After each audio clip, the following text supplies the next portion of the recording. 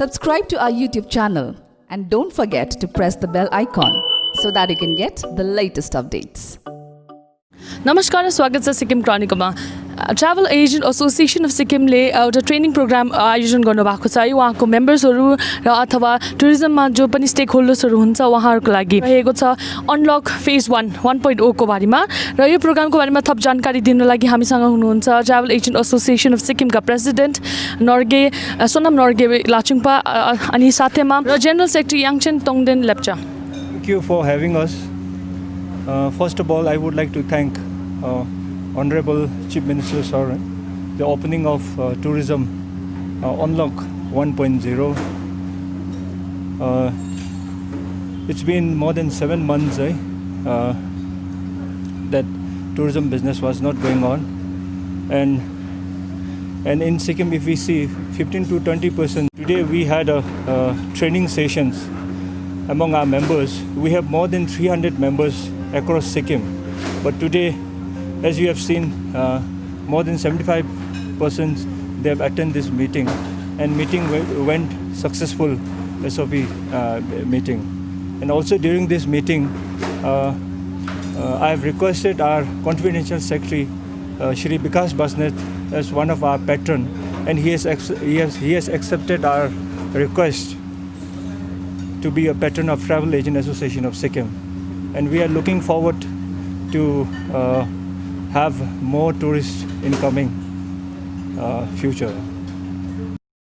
Since this tourism is open off, now still, as we all know that coronavirus is still there, pandemic has not yet over.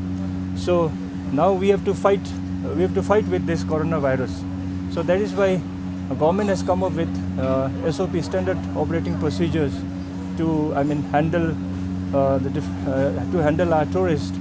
So especially this training is for our members, to train them, to highlight about the importance of SOP so that they can handle, and also with the SOP they can give experience to the tourist.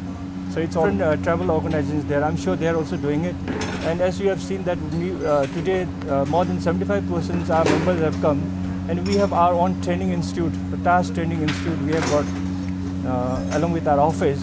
So the member who have who had not come today, so in a phase wise we're going to do it in our office. आज चाहिँ हामीले यहाँनिर टेमी हाउसमा चाहिँ travel agent association of सिक्किमको एउटा SOP training जुन चाहिँ सबै एसोसिएसन्सहरूलाई टुरिज्म डिपार्टमेन्टले एउटा रेस्पोन्सिबिलिटी दिएको छ कि आफ्नो मेम्बर्सहरूलाई ट्रेन गराउनु भनेर, जुन चाहिँ त्यो स्ट्यान्डर्ड अपरेटिङ प्रोसिजर जुन चाहिँ यो अनलक फेज 1 को जुन चाहिँ टुरिस्टहरू हामीले अस्ति 10 तारिकदेखि अलाउ गरेको थियो, सबै मेम्बर्सहरूले कसरी चाहिँ ट्राभल कार्ड बनाउनु, कसरी चाहिँ है टुरिस्टलाई चाहिँ सिक्किमभित्र हाल्नु, उनीहरूलाई कसरी ट्र्याक गर्नु भनेर चाहिँ यो विषयमा चाहिँ हामीलाई टुरिज्म एन्ड सिभिल एभिएसन डिपार्टमेन्टले चाहिँ हामीलाई एउटा स्पोन्सर गरिदिनु भएको, अनि गभर्मेन्ट अफ सिक्किमको तर्फबाट पनि सेम हिसाबले हामीलाई यसमा चाहिँ एउटा सर्टन बजेट अलट गरेर सबै एसोसिएसनलाई दिएर चाहिँ हामीले यो सबै ट्रेनिङ गरेको.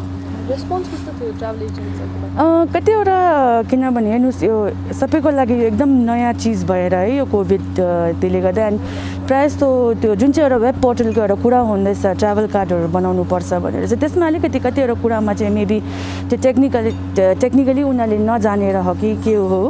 सो अब स्लोली उनीहरूलाई पनि हामीले भनिरहेको छ कि हाम्रो मेम्बर्सहरूलाई चाहिँ 1-2 दिन अलिकति टाइम दिनु, किनभने टाइम लाग्छ. जुनै पनि नयाँ कुरा सिक्नुभन्दा अगाडि एकैचोटि त कतिजनाले सिक्नु सक्दैन, बिस्तारै भनेर चाहिँ यसरी नै हाम्रो टुरिज्म वेब पोर्टलको टिमहरू हुनुहुन्छ, रोजीहरू भयो, तल आइटी डिपार्टमेन्टको सरहरू हुनुहुन्छ टुरिज्मको, उहाँहरूले जहिले पनि उनीहरूको टिम मेम्बर्सहरूले जहिले पनि हामीलाई सपोर्ट गरिराख्नु भएको छ. जुन चाहिँ मिस्टर विकास बस्नेत जो हुनुहुन्छ बाइट्स बेरी टेक्नोलोजीको जो ओनर हुनुहुन्छ, जसले चाहिँ यो वेब पोर्टल निकालेको, सो उहाँले नै हामीलाई यसरी हेल्प गर्नुहुँदैछ.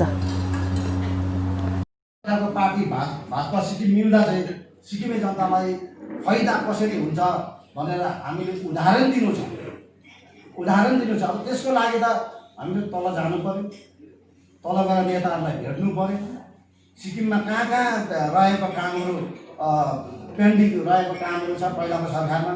अनि अघि सरले भन्नुभएको जस्तो मैले पनि उहाँको पहिलाको अहिलेको हिसाब किताबमा आएको सबै हेरेर चाहिँ त्यहाँ मिलाउनु पर्छ. त्यस्तो गर्दा चाहिँ अलिकति टाइम हामीलाई लाग्छ भनेर कुरा गर्नुभएको जस्तो मैले पनि त्यसरी नै मागेको छु.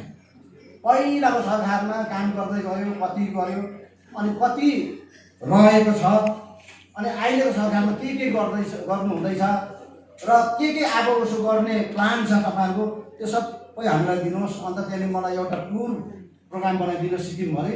अनि त्यो हेर्दै हेर्दै म पनि घुम्छु, हेर्छु।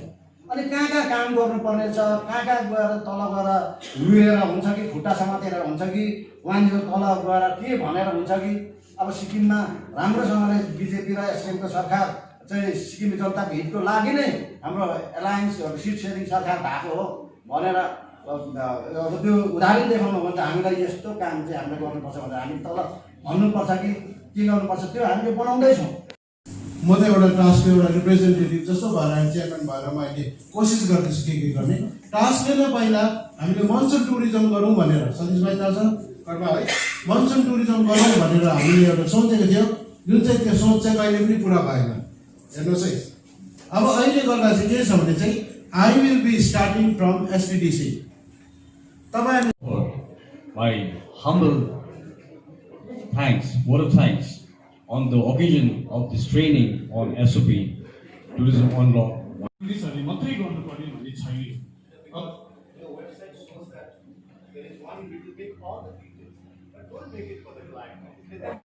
मेरो 11 तारिक गेस्ट आउने त्यस्तो हुँदाखेरि चाहिँ